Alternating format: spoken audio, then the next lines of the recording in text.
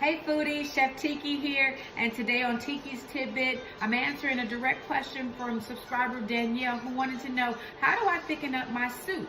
Well, not only will this tidbit help you thicken up your soup, Danielle, but if you make any sauces or any gravies, this will show you how to thicken that up as well. And it's using an alternative to flour. Now, before we get into the tidbit or the secret ingredient, notice here, I've already prepared a gravy, and all I did in this gravy was start with butter.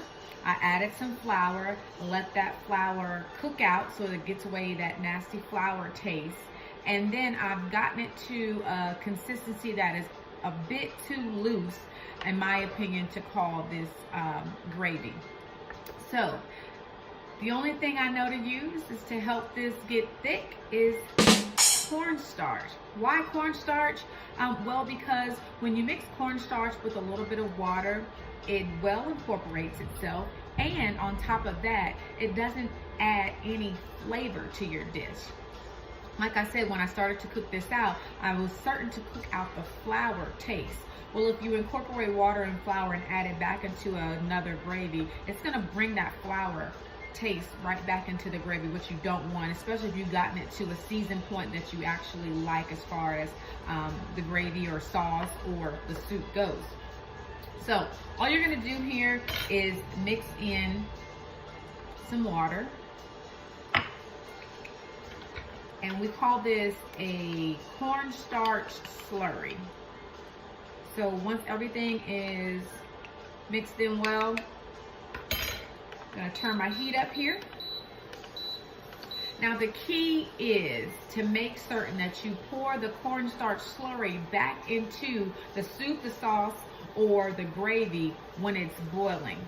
The reasoning is you'll get the full thickening result once the whatever it is that you're making is boiling, because that's when you'll see what the cornstarch is gonna do. So I've turned my heat back up here. And now I'm just gonna go ahead and add the cornstarch slurry into my gravy. Just a little bit there. And you can see already, it's already thickened up. You can see right there, it's thickened up just nice there.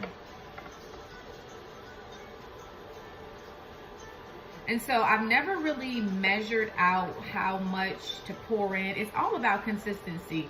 Where do you want your sauce to be? Where do you want your gravy to be? What is the right consistency for you? That's pretty much how you're gonna have to work this out. Obviously, the larger amount of sauce, soup, or gravy that you have, then you may wanna add more cornstarch to get it where you want it.